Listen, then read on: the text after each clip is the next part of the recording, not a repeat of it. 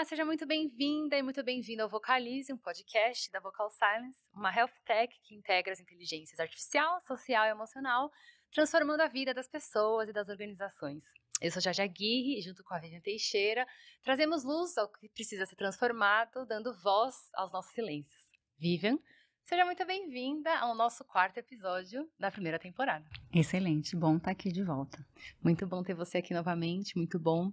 Vou fazer um recap, né, uma olhada rapidinho para o que a gente já conversou, porque hoje a gente vai trazer uma perspectiva um pouco diferente do que a gente vem falado recentemente. Então, nosso primeiro episódio nessa temporada, que fala sobre fazendo as pazes com as segundas-feiras, foi focado no porquê da pessoa, né? O nosso porquê pessoal, o nosso propósito como indivíduo. No segundo episódio, a gente já explorou um pouquinho mais na perspectiva da empresa, trabalhando missão, visão e valores, e o propósito organizacional. No terceiro, a gente já entrou numa nuance da perspectiva da sociedade, e a gente trouxe uma convidada super especial, a Mari Maluf, uma pessoa especialista em ESG, que explorou um pouco dessa conversa num lugar mais técnico, mais científico também, e até profissional, eu diria, né? Então, a gente teve muito esse olhar da sociedade e do impacto. Hoje, parece que é uma quebra. Parece que é uma quebra de estilo de conversa, mas na verdade a gente vai estar no mesmo lugar, né? Sim. Hoje o nosso foco é assédio. Eu quero começar fazendo um link do assédio com o propósito, né? E aí, a Vivian, para quem não sabe, além de ser a CEO, né, da Vocal Silence, ela também tem esse histórico profissional de longos anos aí na área de direito, de assédio, com mestrado, doutorado. Conta um pouquinho pra gente, né? Por que a sua perspectiva hoje, com muito repertório profissional, nos traz esse olhar aí pro assédio dessa conversa complexa aí que precisa trazer e que precisa ser ouvida e a gente colocar a luz nesse cenário. Tá, obrigada, Jade.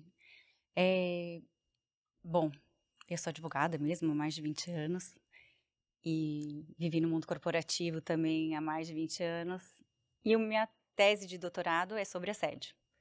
Eu ainda estou na fase de projeto, eu precisei suspender um pouquinho esse projeto do doutorado para focar na empresa, mas eu espero voltar em breve. E é um tema que me fascina, porque apesar dele ser super espinhoso, eu acho que ele encapsula tudo que é ruim do ser humano. E eu tenho muita esperança, porque eu acho que uma boa parte dos que perpetram, dos que causam assédio, podem melhorar com a educação, com conhecimento. Interessante. Então eu fico muito feliz de dar voz a isso e eu espero que esse podcast cause alguma mudança em algum comportamento e traga menos infelicidade, mais plenitude às pessoas na segunda-feira. Então, eu acho que está linkado nesse sentido, né? De segunda-feira, um ambiente tóxico causado pelo assédio. O assédio é o primeiro a causar o ambiente tóxico. Ou eles se retroalimentam, né? Eu já falo sobre isso daqui a pouco. Mas ele causa muito estresse e ele rouba a empresa de uma oportunidade incrível de viver seu propósito. Então, acho que ele está muito linkado. Quando eu penso em liderança, eu penso em dois tipos. Eu penso o tipo que inspira. E qual é o tipo que inspira? É o tipo que evoca do funcionário, do colaborador, sentimentos nobres. Encorajamento, entusiasmo, pertencimento, alegria. Quando você está no lugar que você sente esses sentimentos nobres, você sabe que você está diante de um líder inspirador. Mas não são todas as pessoas que conseguem ser um líder inspirador. Tem pessoas que usam ferramentas baixas, porque eles não conseguem ser melhor. Porque é um defeito grave, a gente já vai falar nisso. E o outro tipo é porque realmente não tem conhecimento. E o que eles evocam nos colaboradores? Medo, vergonha, culpa e às vezes ódio. E esse também é receita de bolo para muitas religiões e para muitos políticos. Então, toda vez que você receber uma notícia, um meme ou algo de alguém desses setores e te causar esses sentimentos, pensa que talvez você esteja sendo controlado por algo além de você. Então, num cenário de assédio. Num cenário... Pode ser no cenário de assédio, pode ser em outro cenário. A pessoa está te manipulando. Num cenário de manipulação. Eu vou usar essa palavra que é mais genérica.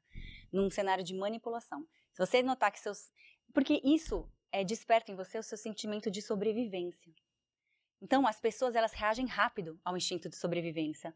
O problema é que no curto prazo funciona bem, mas no longo destrói a pessoa. Porque ninguém aguenta viver com tanto hormônio de estresse no corpo. Aí começa a desencadear a doença. Depressão, ansiedade, ou no transtorno pós-traumático. E isso traz resultado no curto prazo. Então, é uma técnica de manipulação. E eu gosto muito de uma frase da Maya Angelou, eu não vou saber citá-la 100%, mas ela diz o seguinte, mais ou menos assim. A Maya Angelou é uma escritora e uma poetisa americana que eu sou apaixonada, ela é maravilhosa. Ah, você me mandou um vídeo dela uma vez, que eu amo, que ela fala sobre você guardar... Você não precisa falar tudo que você está sentindo, que você está vivendo, né? Você viver isso autenticamente consigo mesmo é um processo de autoconhecimento super relevante. Ai, eu te mandei. Mandou, é linda. Ela é realmente Ela uma é poetisa maravilhosa. incrível. Ela é. E ela diz o seguinte, que as pessoas, que ela aprendeu na vida, que as pessoas não vão guardar o que você disse, o que você fez, elas vão guardar como você as fez sentir. Então, um líder que inspira, que gera esse ambiente propício à produtividade, ao pertencimento, ao coleguismo, ele vai ser lembrado como alguém que fez sentir esses sentimentos nobres. Então, eu gosto muito desse viés. E é muito interessante a gente falar muito daquela eficiência líquida, né, que a gente falou da vez passada. E a gente, na Vocal Silence, a gente quer estar em fase de implementação desse indicador. Ele é muito importante. Então, por exemplo, vamos imaginar, vou dando exemplos aqui de assédio no decorrer da nossa fala, tá bom? Teve um caso de uma empresa muito famosa, muito grande no setor de bebidas, vou falar o nome, ela foi condenada em 2006 a pagar 50 mil reais, quase 10 anos atrás, porque o gestor de vendas, querendo incentivar vendas, contratou garotas de programa para os vendedores passar óleo, elas sentavam no colo dos vendedores. Meu Deus! Para incentivar vendas. O gestor provavelmente estava pensando em aumentar a testosterona, né? E gerar mais vendas. A Justiça do Trabalho condenou numa indenização. O Ministério Público do Trabalho entrou com uma ação civil pública e condenou também mais de 1 milhão, porque os gestores de vendas, o que eles estavam fazendo? Mandando os vendedores que vendiam mal dançar a dancinha da garrafa. Você tá brincando? Colocavam camisas também com dizeres jocosos, humilhantes. E aí o Ministério Público entrou com essa ação. Então, o que eu quero dizer da eficiência líquida? Vamos imaginar aqui, por hipótese, eu não conheço esse gestor, que ele traga 2 milhões por ano de vendas. E ele seja um cara que faz um resultado maravilhoso para a empresa. Ah, tá bom, vamos contar. Esse cara causou 1 milhão de perda na ação civil pública. Ele causou 50 mil no caso do evangélico, que era um homem evangélico que entrou com a ação. Vamos imaginar vamos analisar no setor dele quantas pessoas faltam, porque não gostam da segunda-feira, né? Tem problema com o trabalho, tem tanto hormônio de estresse que é um peso de trabalhar. Vamos analisar os afastamentos por saúde mental naquele setor. Então, talvez, o que aquela pessoa tenha de indicador maravilhoso, que é puramente olhar os números, se a gente olhar outros números, você vai ver que a eficiência dele líquida vai ser talvez negativa, menos 100 mil. Então, você mostra para a empresa o retrato real do que aquele colaborador está fazendo com o resultado. Lembra que a gente falou que o resultado é um equilíbrio entre as metas, o resultado mesmo, né, e as pessoas. E tem que cuidar de um ou de outro. Se você só preocupa com o resultado, e vai muito na linha do propósito da empresa. Se ela só tem o propósito de ganhar dinheiro a qualquer custo, tem a receita do bolo ali para ter assédio. Porque as pessoas não vão ter tempo de ser humanas. Elas vão ter metas abusivas, metas impossíveis. E quando a gente tem meta, que a gente não tem tempo para ser humano, o que acontece? Você imagine, Jade, você é minha amiga no trabalho, eu não consigo nem olhar para você, vejo que você está triste, que deve ter acontecido alguma coisa para você, mas eu não tenho tempo de olhar e falar, Jade, está tudo bem, vamos tomar um cafezinho, porque eu tenho que cumprir meta. Então, a cultura tóxica, ela contamina as pessoas, até de bem, porque elas estão tão ali robotizadas, tão no hype de produzir, de entregar, que elas mal têm tempo de ser humana e deixam o ambiente mais tóxico. E proporciona um cenário em que o assédio floresce. Exato. E é interessante, porque naquele livro que eu citei da outra vez, que eu até emprestei para Mari, do Han, que é o sul-coreano, ele fala da violência neuronal, logo lá na primeira página. O que é violência neuronal? A nossa sociedade já coloca no indivíduo o sentido de valor dele, ele ser uma pessoa produtiva, eficiente. Então, ele já vai para a empresa, se você questionar a eficiência dele, você está questionando o valor dele como ser humano. Então, a nossa sociedade ela é tão injusta de colocar isso na conta do indivíduo que está roubando ali a dignidade dele. Então, ele já entra para o trabalho perdendo, porque ele sofre nós sofremos todos da violência neuronal, que é uma questão societária, de sociedade, societal. Então, em se tratando do link com o propósito, o que eu posso dizer é que o assédio rouba, ele é demonstração da falta de um propósito e ele é a personificação, ele é a materialização da falta de propósito. Então, o assédio é a personificação e a materialização da falta de um propósito numa empresa. Porque é só dinheiro, é só lucro e o propósito maior, que é aquilo que a gente conversou tanto nas outras, eles ficam de fora. Perfeito, entendi. E tem 2 tipos de pessoas que cometem o assédio. Eu ia falar isso, porque para ter assédio existe o assediador e existe a vítima. Quando a gente fala do assediador, quem que é essa persona, né? Quem que é esse indivíduo, essa característica que começa e imputa um cenário de assédio? Ótimo. Vamos tomar fôlego aqui para ter coragem. Eu gostava muito de olhar as pessoas como seres humanos e não colocar rótulos. Tá. E isso é uma boa prática na maioria dos casos. Então, o que eu reparei? Que a gente faz com o outro o que a gente está sentindo por dentro. Então, um exemplo muito claro. Sabe aquela criança que fica no supermercado, gritando, chorando? O que essa criança está fazendo para os pais? Ele está mostrando para os pais como é se sentir impotente e sem palavras.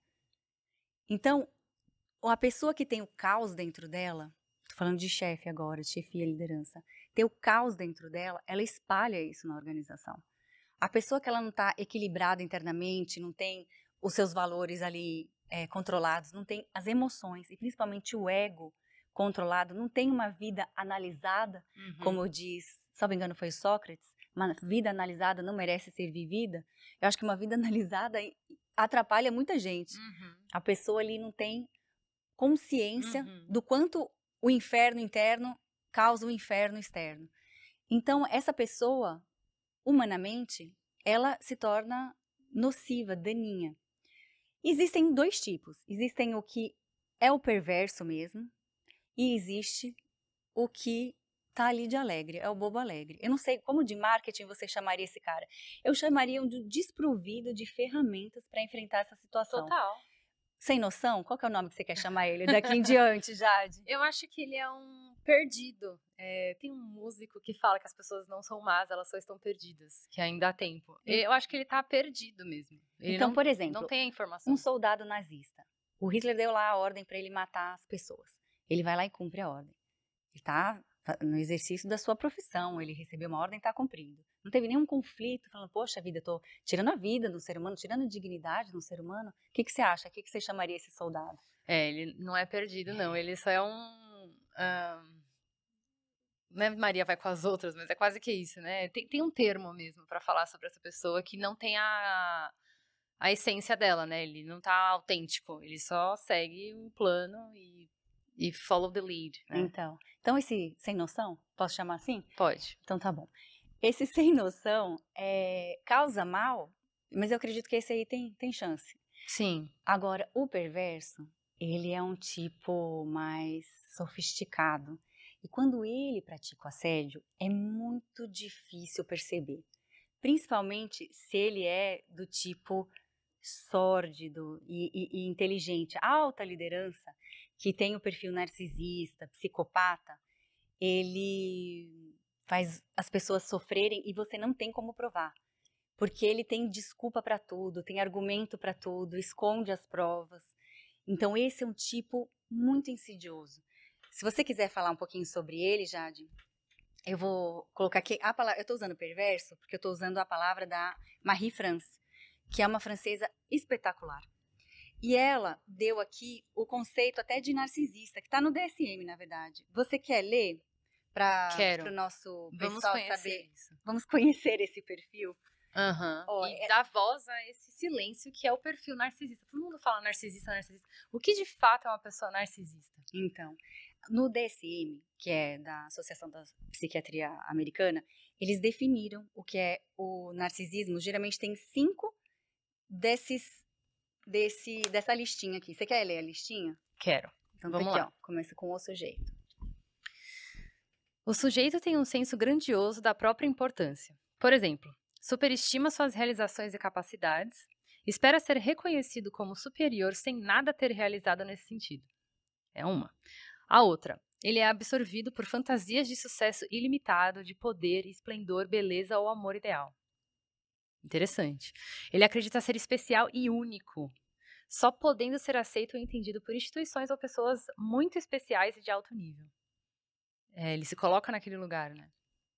Tem excessiva necessidade de ser admirado, acha que tudo lhe é devido, espera sem motivo desfrutar de um tratamento particularmente favorável e que seus desejos sejam automaticamente atendidos. Explora o outro nas relações interpessoais, utiliza-o para alcançar os seus próprios objetivos. Isso é muito perigoso, né? Isso acontece muito no mercado de trabalho, nas relações.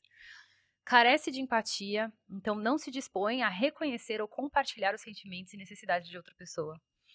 Muitas vezes inveja os outros, achando que eles o invejam, e adota atitudes e comportamentos arrogantes e altivos. Então, esse é o narcisista, pelo DSM, mas ele está definindo um transtorno.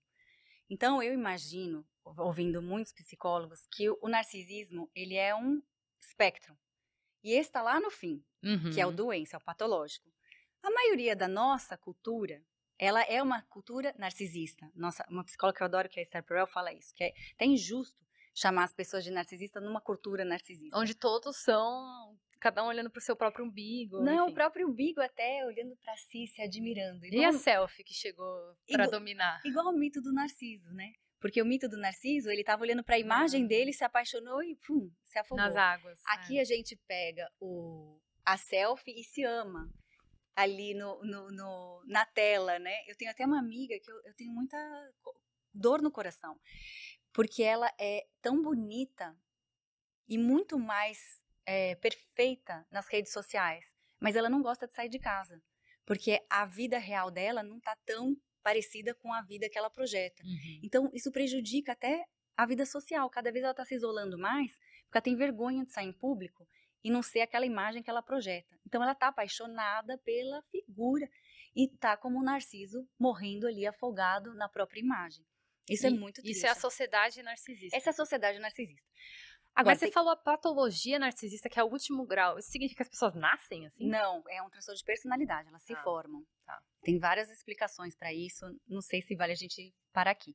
O que é importante, se você quiser eu te dou uma explicação bem humana, porque eu vi um narcisista sendo formado.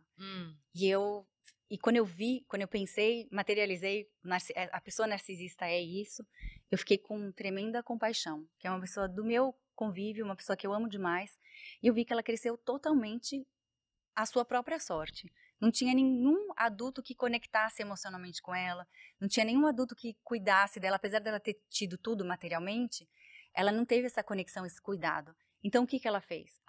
Eu não posso contar com os outros, com as pessoas que deveriam me cuidar, eu vou contar só comigo.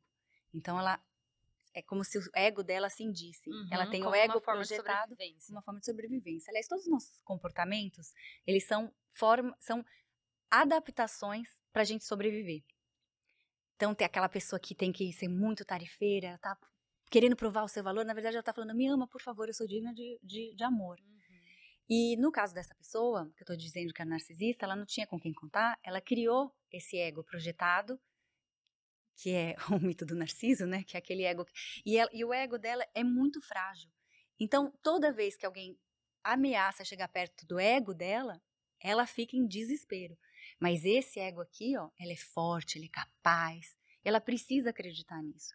Então, o narcisista, quando eu vi essa formação do narcisista numa pessoa próxima a mim, eu consigo ter compaixão de um narcisista. Uhum. Agora, compaixão não significa conviver. Então, o narcisista é uma pessoa que causa muitos danos, principalmente no ambiente de trabalho. Então, é importante, aqui a Marie-France, ela conceitua o perverso como um narcisista, o psicopata. Eu nem gosto muito de entrar nesses termos, porque nem a psicologia chegou num consenso, Uhum. mas tô contando aqui do que eu estudei, Uhum. do que eu vi, dando a minha perspectiva, porque isso afeta também a questão do assédio moral. E essas pessoas, quando elas são mais calculistas, e é geralmente o narcisista mais, que eles chamam nos Estados Unidos de cover, que é mais coberto, mais quietinho, introvertido, eles são muito mais insidiosos, ao passo que um narcisista mais overt, que eles chamam, que é mais me amem, me admirem, olha como eu sou maravilhoso, esse talvez não tenha tantos mecanismos ali sórdidos de esconder o assédio. Uhum. Mas é muito importante a gente conhecer o perfil da pessoa que está nos assediando para nos proteger dele. Perfeito. E tem também, se você não quiser entrar nesse âmbito, eu acho muito legal uma pesquisa do Adam Grant sobre psicologia organizacional. E ele diz que tem 3 tipos de pessoas em relação às relações, Uhum. quanto às relações humanas. E ele define da seguinte maneira, que tem os tomadores, os takers, os givers, que são os doadores, e os matchers, que são os, como é que chama? Trocadores, os que fazem a troca ali justa. E aí ele analisou e viu que lá no poder, lá em cima, tem muito takers. Quem é o taker? Quem é o tomador? Você faz e é para mim. Uhum. E o giver, o doador, fala, como eu posso te ajudar? E o matcher, ele fala, eu faço para você e você vai fazer o que por mim depois? Então, no ambiente de trabalho, geralmente favorece o crescimento dos takers.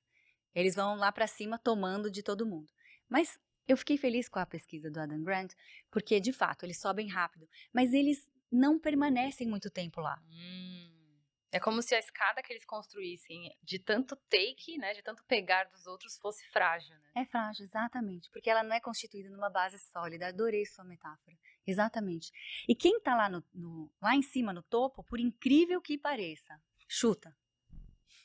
Hoje em dia? Por incrível que pareça? É giver? Né? Por incrível que pareça.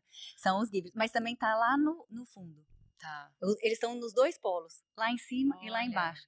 E qual que é a diferença? O que faz um doador, um giver, tá entre um e o outro? Por que isso? O que você acha?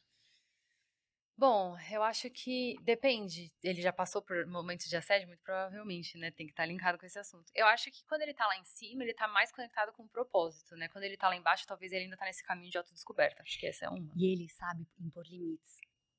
Porque a pessoa aqui, como eu posso te ajudar? Então, o giver pode ter um limite, ele não é ele só giver. Ele deve giver. ter limite, deve, porque senão ele vai ser massacrado. É. É o alvo mais fácil do perverso apropriar. Então, por isso que eu acho que o propósito apoia isso. Porque quando ele sabe onde ele tá e pra onde ele vai, ele sabe quais são os limites que ele vai ter que impor envolvendo a sociedade nesse cenário. E quem ele não pode ser. O outro não vai impor quem o outro acha que ele é. Isso é muito difícil. É muito difícil. Mas e colocar limites. E é muito importante a pessoa que gosta de ajudar. Eu acho isso a coisa mais maravilhosa da face da Terra. E é uma pena que entra no mercado corporativo, as pessoas vão perdendo isso. Porque elas falam assim, eu vou ser frito aqui.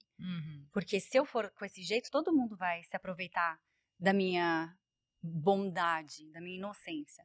Da inocência, sim. Da bondade, não. Porque a bondade te leva lá pra cima. Você constrói relacionamentos profundos, relacionamentos duradouros, relacionamentos que vão te apoiar, sua base vai ser sólida. Então, os doadores, os givers, eles tendem a ficar lá no topo por mais tempo.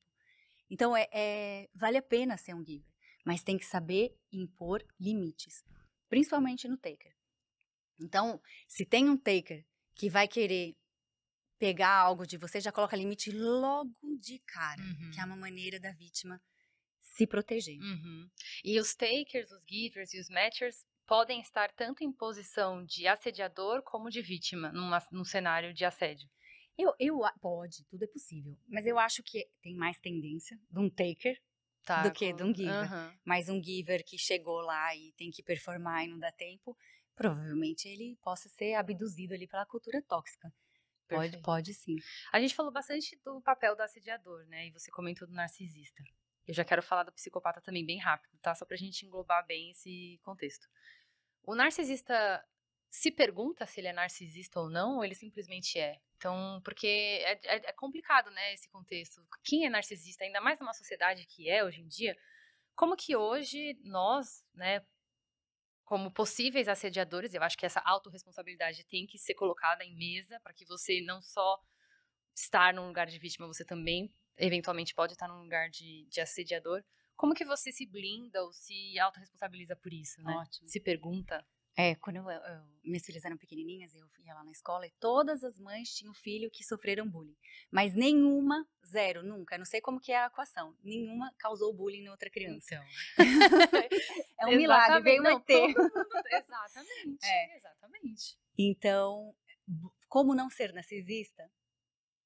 A pessoa que se pergunta, geralmente, ela tá em dúvida e tá olhando para si mesma. Uhum. Pode até ser que ela tenha tido uma prática, né? Ou uma prática, ou uma tendência, mas com certeza ela não tem o transtorno. Uhum. A pessoa que tem um transtorno, ela só fica no ego projetado. Uhum. Ela não quer nem imaginar ter que encarar o ego fraco que ela tem de verdade. A dor que isso deve causar deve ser gigante.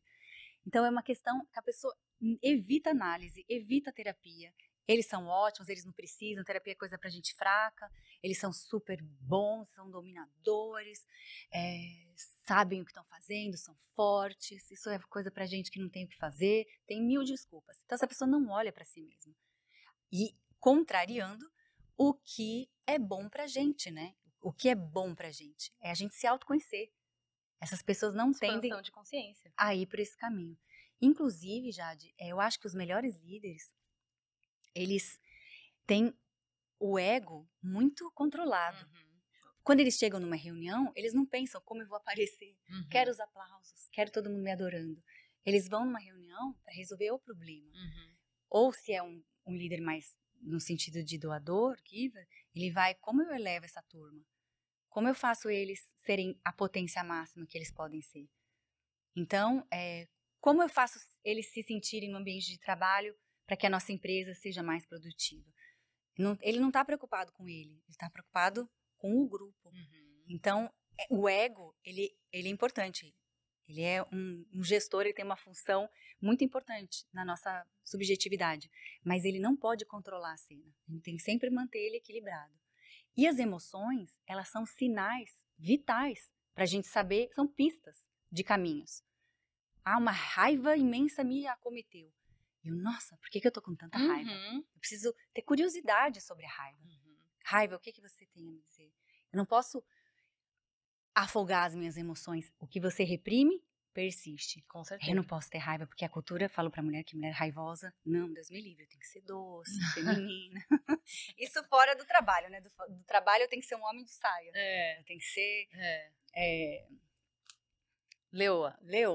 Então, ter o ego e as emoções bem calibradas ajudam muito a você a não ser o causador do assédio. E você entender quais são os seus limites, você também entende os limites do outro.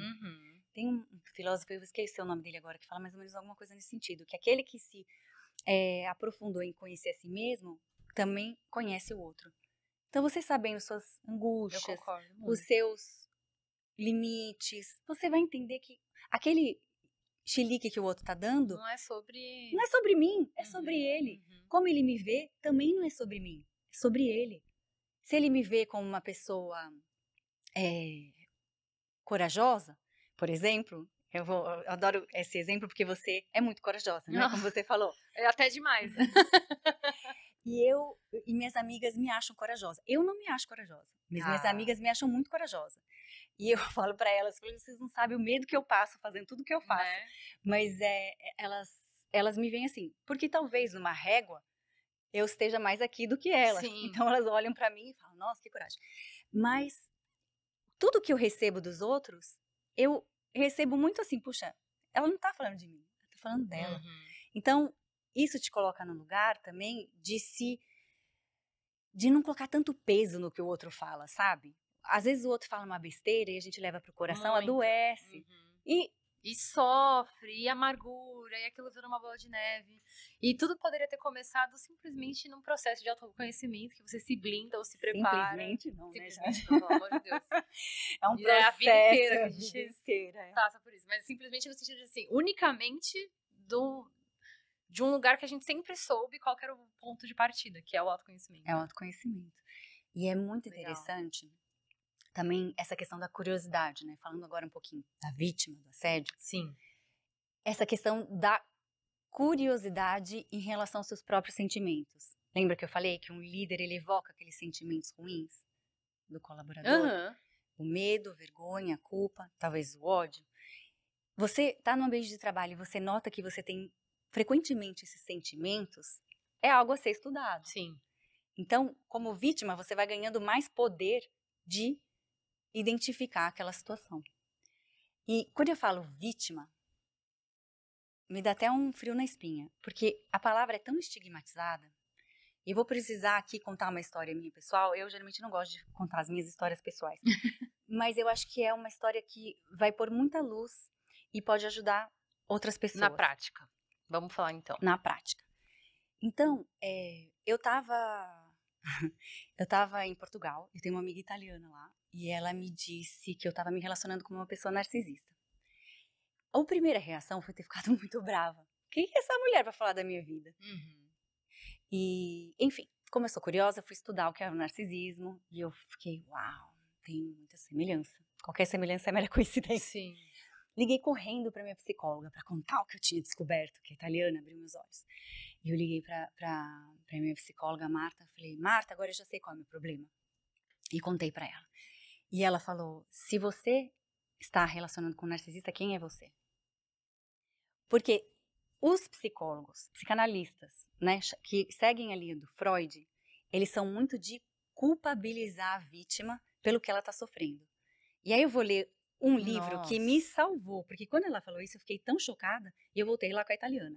A italiana falou, vou falar com a minha amiga que é psicóloga alemã. Aí trouxe a alemã para falar comigo. Ela falou, os freudianos fazem isso mesmo para você ter responsabilidade, para você não ficar sofrendo, achando que não tem solução. Mas isso não é certo. E ela me indicou esse livro de uma francesa, que é Marie France. E esse livro ele foi muito libertador e eu recomendo, ele chama... Ah, da mesma autora? É da mesma autora. Legal. Assédio moral, a violência perversa no cotidiano. Uhum. E ela fala o seguinte, quer ler pra mim? Começa... Posso ler, posso te ajudar, claro. Começa aqui, não é raro. Não é raro analistas aconselharem as vítimas de um ataque perverso a verificarem até que ponto elas próprias foram responsáveis pela agressão que sofreram e até que ponto, inclusive, a desejaram, mesmo que inconscientemente. Lê mais, lê a última. Meu Deus. Na realidade, a psicanálise considera apenas o intrapsíquico, isso é, o que se passa na cabeça de um indivíduo e não leva em conta todo o seu ambiente. Ignora então o problema da vítima, que é considerada como cúmplice masoquista. Uhum. Ah, pelo amor de Deus. Não é absurdo? Não é absurdo? A gente precisa colocar a luz nisso, porque é muito sério. Isso é muito sério. A pessoa já sofreu um problema. E aí você vai culpar ela de mais um. Exato. Ela vai carregar 2 fardos sozinha. Exato. E o agressor não carrega nenhum. Exato. Isso é um absurdo. Então é muito conveniente para o agressor. O Freud deu essa moldura. Tá. Ou seja, os psicólogos que deveriam estar ajudando as vítimas ainda estão reforçando a culpa dela. Achando que estão ajudando, não estão ajudando. E esse é eu dei para minha psicóloga esse livro, depois pedi para ela ler, ela não leu, aí eu tive que largar essa psicóloga. Lógico, troca de assessoria. Troca de assessoria, essa assessoria não está funcionando. Mas eu queria falar isso publicamente para que as pessoas que estão sofrendo assédio não se sintam diminuídas, porque vocês foram o alvo. Aliás, a Marie, ela fala uma coisa muito legal.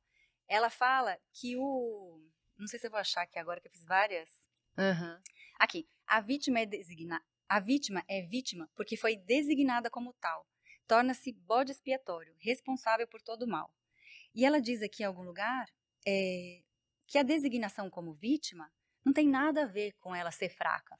Eu estou até lendo alguns livros aqui brasileiros e falam que o perverso, o agressor, ele procura alguém fraco. E isso é muito injusto, porque não é verdade.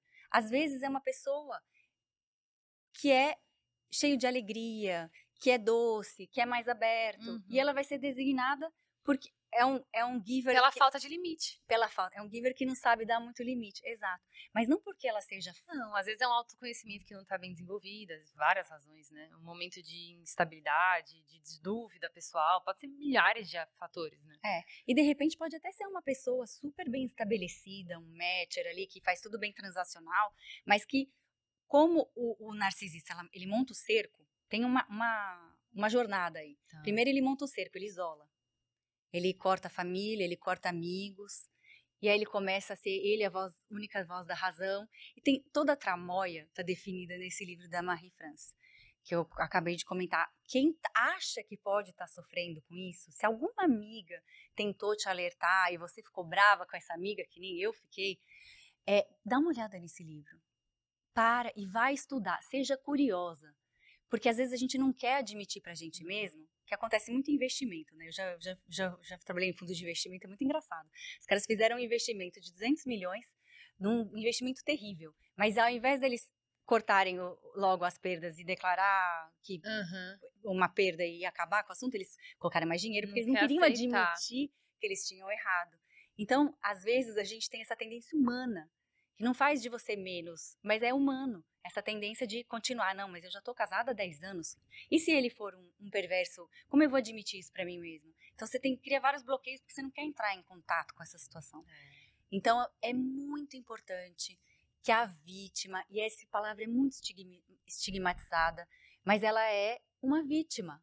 Ela foi designada por um perverso e não significa vítima no sentido que a gente tá... Coitadinha. Porque tem gente que gosta, né, de se fazer de vítima. Não, mas é o cenário. Porque às vezes a pessoa gosta de se fazer de vítima até para receber carinho, receber amor. Não é que ela gosta de ser vítima, ela usa isso como estratégia, que ela viu lá na família dela. Quando ela, tô doentinho, ela recebeu um carinhozinho da mãe e do pai, ela leva essa estratégia de sobrevivência para a vida adulta. O que é uma estratégia ruim, talvez ela mude, porque ela vai receber muito feedback dos pares, que é uma estratégia horrível. Mas é estigmatizado o termo, né? Então, vítima, a gente tem que dar nome aos bois. Se a pessoa sofreu assédio moral ou sexual, ela é sim vítima. E Vivi, eu li uma matéria da KPMG, que é uma empresa de consultoria, né? Eles, na verdade, fizeram essa pesquisa no ano passado, em 2024, que 60% das empresas que responderam à pesquisa disseram, dos funcionários, né, disseram que já sofreram assédio, ou moral ou sexual. E que desses 60, 46 eram assédios morais, que é o top, né? E tem muita subnotificação, né, Jade? Porque ninguém gosta de ficar nesse papel de vítima, número 1. Número 2, é muito difícil, o medo da retaliação é muito alto, né?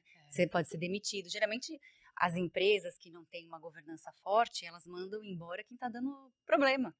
Eles não querem ver a verdade, porque não sabem tratar. É uma ignorância coletiva. Então, isso também a gente faz, canal de denúncia, de tratar essas questões de assédio com muita seriedade, porque a gente entende que é um tópico de governança muito sério. E, aliás, não tratar dá muito prejuízo para a empresa. Financeiro. Com certeza. Exato. E sem contar nas questões criminais que podem acontecer direcionada para quem causou. Aí a gente está entrando num patamar de reputação, de uma série de coisas que também impactam, né, na saúde organizacional. Eu até descobri, só fazendo um comentário, que, por exemplo, a empresa que tem os dirigentes condenados por assédio moral, elas não podem pegar empréstimo do BNDES. Olha só. Legal, então, né? Então, a questão da governança, ela é muito séria para as empresas sérias. E tem que tratar esse tema com muito cuidado. Vivian, esse tema é tão bom, que olha isso, eu não consegui nem fazer perguntas direitas para você. A gente passou aqui um tempinho, o nosso podcast, né, ele tem um tempo que a gente quer manter. Eu queria te dar uma sugestão, porque como a gente tem um grande propósito aqui de trazer luz ao silêncio, dar voz e prática, né? E de fato colocar ação naquilo que a gente quer trazer como desafio, eu acho que a gente vai quebrar esse podcast em 2 episódios. O que você acha? Eu acho uma boa ideia, porque a gente tem muito o que falar. E eu acredito que isso pode causar transformação mesmo na vida das pessoas. E eu acho importante. Eu vou fazer o seguinte, então eu vou encerrar. E a gente vai continuar, porque eu tenho um monte de perguntas. Eu acho que a gente tem mais coisa importante e relevante para falar. Quero te agradecer por tanto conhecimento. Então, calma, sempre. a gente vai falar na próxima. Exatamente. Entrar no afinal, o que é o assédio. Exato, então, a gente tem que começar do começo. Não seria, mas não é. A gente vai falar nisso. É muito importante. Tá bom. Muitíssimo obrigada, pessoal. Se você quer saber mais sobre o que é o assédio, sobre quais os papéis, como que a gente evita, como que a gente trabalha, como que a gente supera, né? Enfim, trabalha totalmente em cima desse cenário. Espera mais um pouquinho que a gente vai lançar o próximo episódio, vai continuar nesse assunto. Parte 2. Parte 2.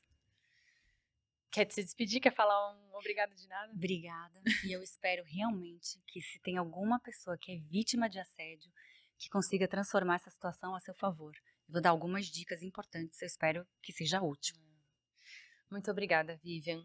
Se esse podcast fez sentido para você, eu espero que você curta, compartilhe e, claro, envie para a pessoa que você acha que também vai usufruir desse diálogo, dessa discussão que é tão relevante hoje em dia no cenário pessoal e nas organizações também. Um beijo, até a próxima.